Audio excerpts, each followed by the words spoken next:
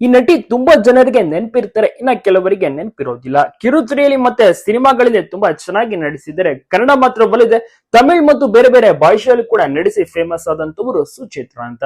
ಸದ್ಯಕ್ಕೆ ಇವರೀಗ ತಮಿಳಿನ ಧಾರಾವಾಹಿಗಳಲ್ಲಿ ಬ್ಯುಸಿ ಆಗಿದ್ದಾರೆ. ಅದರಲ್ಲಿ ಭಾಗ್ಯಲಕ್ಷ್ಮಿ ಅಂತ ಧಾರಾವಾಹಿ ಬರ್ತಿದೆಯಲ್ಲ, ಅದರಲ್ಲಿ ಒಂದು ಪ್ರಮುಖ ಪಾತ್ರವನ್ನ ಮಾಡ್ತಾ ಇದ್ದಾರೆ ಸುಚಿತ್ರಾ.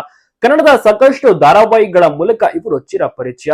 ರಾಧಾರಮಣ ಮುಂತಾದ ಧಾರಾವಾಹಿಗಳಲ್ಲಿ ನಡೆಸಿದ್ರು. ಜೊತೆಗೆ ಸಾಕಷ್ಟು ಸಿನಿಮಾಗಳಲ್ಲಿ ಪೋಷಕ ಪಾತ್ರ ಆಗಿರ್ಬೋದು, ಅದ್ಭುತವಾದಂತಹ ಲೀಡಿಂಗ್ ಪಾತ್ರವನ್ನು ಕೂಡ ಮಾಡ್ತಾ ಇದ್ರು. ಆದ್ರೆ ಈಗ ಜಾಸ್ತಿ ಇವರು ಕನ್ನಡಕ್ಕಿಂತ ತಮಿಳಿನಲ್ಲಿ ಹೆಚ್ಚಾಗಿ ಫೋಕಸ್ ಆಗಿದ್ದಾರೆ.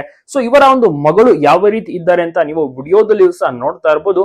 ಇವರ ಮಗಳು ಕೂಡ ಅದ್ಭುತವಾದಂತ ನಟಿ, ಯಾವ ಒಂದು ಹೀರೋಯಿನ್ಗೂ ಕೂಡ ಕಡಿಮೆ ಇಲ್ಲ. ಇವರು ರಂಗಭೂಮಿ ಕಲಾವಿದೆ, ಜೊತೆಗೆ ಅದ್ಭುತವಾದಂತಹ ಸಿನಿಮಾಗಳಲ್ಲಿಯೂ ಕೂಡ ನಡೆಸ್ತಾ ಇದ್ದಾರೆ.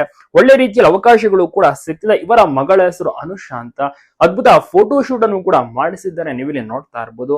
ಸುಚಿತ್ರಾ ಅವರು ಸಾಕಷ್ಟು ಕನ್ನಡದ ಸಿನಿಮಾಗಳಲ್ಲಿ ಮತ್ತೆ ಕನ್ನಡ ಕಿರುತೆರೆಯ ಧಾರಾವಾಹಿಗಳಲ್ಲಿ ನಡೆಸಿದ್ದಾರೆ.